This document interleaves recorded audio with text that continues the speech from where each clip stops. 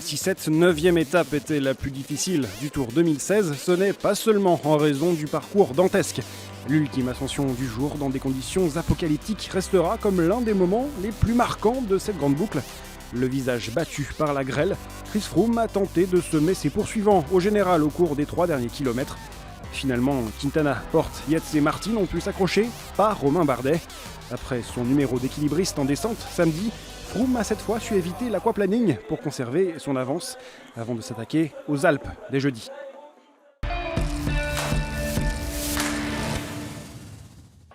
Au lendemain de la prise de pouvoir de Chris Froome à Bagnères-de-Luchon, les 197 coureurs du peloton s'élancent pour l'étape reine de cette 103e édition. Vers Arcalis, quelques 5000 mètres de dénivelé positif sont à avaler. Programme royal pour ce départ d'Espagne qui donne des idées à Alberto Contador et Alejandro Valverde. 2 cadors à l'attaque dès le départ aux côtés de 23 coureurs dans le port de la Bonaiga. C'est pas banal. Mais ils vont rapidement se relever pour laisser une chance à l'échappée. Le blanc-seing du peloton ne tarde pas. À mi-course au sommet du port d'El Canto, l'ancien maillot à pois Thomas De Gendt devance Thibaut Pinot échappé pour le 2e jour d'affilée. Le maillot jaune est à près de 7 minutes.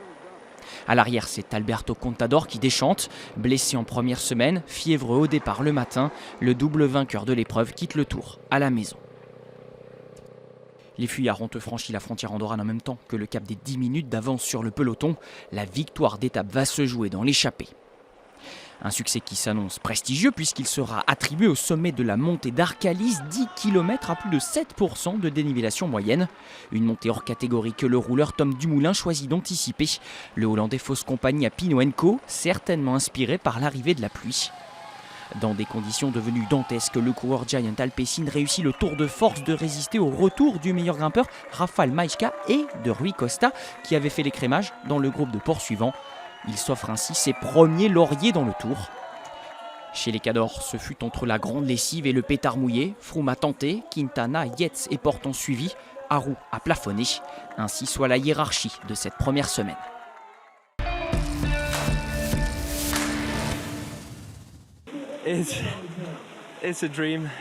C'est un rêve qui est devenu réalité aujourd'hui. Je n'arrive même pas à parler, je suis tellement fatigué. Quelle journée incroyable, toute cette journée et l'étape reine en plus. Vraiment, ça a été très dur, mais j'ai réussi.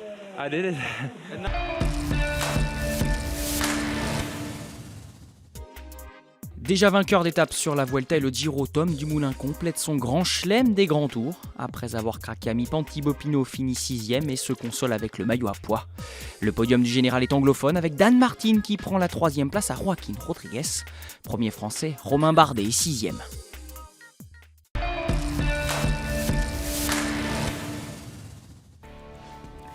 Lundi, le peloton fait relâche en Andorre après un triptyque pyrénéen rendu extrêmement exigeant par la chaleur. Le Tour reviendra en France mardi pour rallier Revel lors d'une étape de transition avec la montagne dans le rétroviseur.